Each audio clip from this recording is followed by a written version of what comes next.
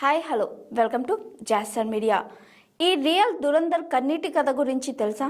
23 ఏళ్లకే పాకిస్తాన్కి వెళ్ళి చివరికి అక్కడ జైల్లోనే ప్రస్తుతం దేశమంతటా దురంధర్ మోనియాతో ఊగిపోతుంది. రణ్వీర్ సింగ్ హీరోగా ఆదిత్య తెరకెక్కించిన దురంధర్ ది రివెంజ్ సినిమాకు ఆడియన్స్ బ్రహ్మరథం పడుతున్నారు. కేవలం హిందీలోనే కాకుండా తెలుగు, తమిళ, కన్నడ, మలయాళం తదితర ప్రముఖ భాషల్లోనూ దురంధర్ 2 సినిమాకు రికార్డు కలెక్షన్లు వస్తున్నాయి.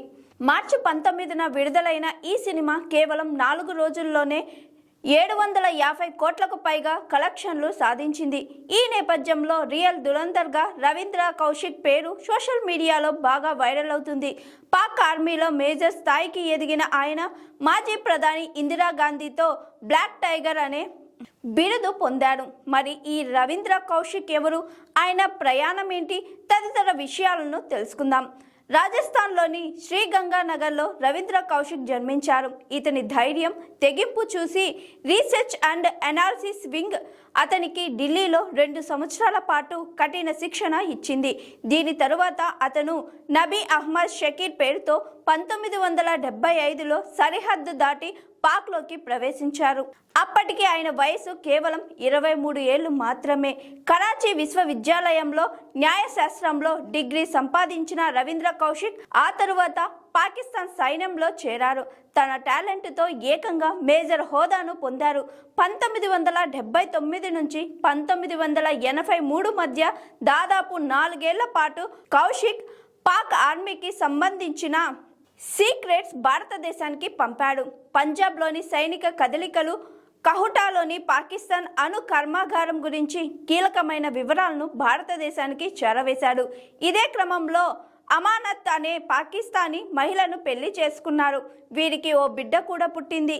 ఆ ఒక్క తప్పిదంతో దొరికిపోయారు. 1983లో రా సంస్థ ఇనాయత్ మహీస్ అనే జూనియర్ స్పైని రవీంద్ర కౌశిక్ను కలవడానికి పంపింది. కానీ మహీద్ అక్కడికి ఐఎస్ఐకి దొరికిపోయాడు. మహీస్ ఇచ్చిన సమాచారం ఆధారంగా 1983 సెప్టెంబర్లో రవీంద్ర కౌశిక్ని అరెస్ట్ చేశారు. ఆ తరువాత అతనిని సియాల్కోట్లో విచారించి కోట్ లిఖత్ పత్, మినియాన్ వాలీ లాంటి అత్యంత కట్టుదిట్టమైన భద్రత గల జైలుకు పంపించారు.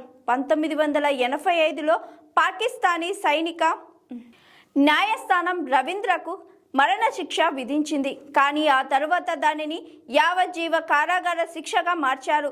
సుమారు 18 ఏళ్ల పాటు జైల్లోనే మగ్గిన రవీంద్ర చివరకు ఊపిరితిత్తులు, గుండె సంబంధిత వ్యాధులతో 2021 నవంబర్ 21న మియాన్ వాలీ జైల్లో తుది శ్వాస విడిచారు.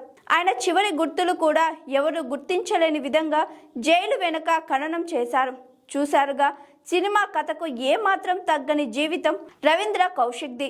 దురంధర్ సినిమా రిలీజ్ వేళ ఈ రియల్ దురంధర్ స్టోరీ హృదయాలను బరువెక్కిస్తుంది.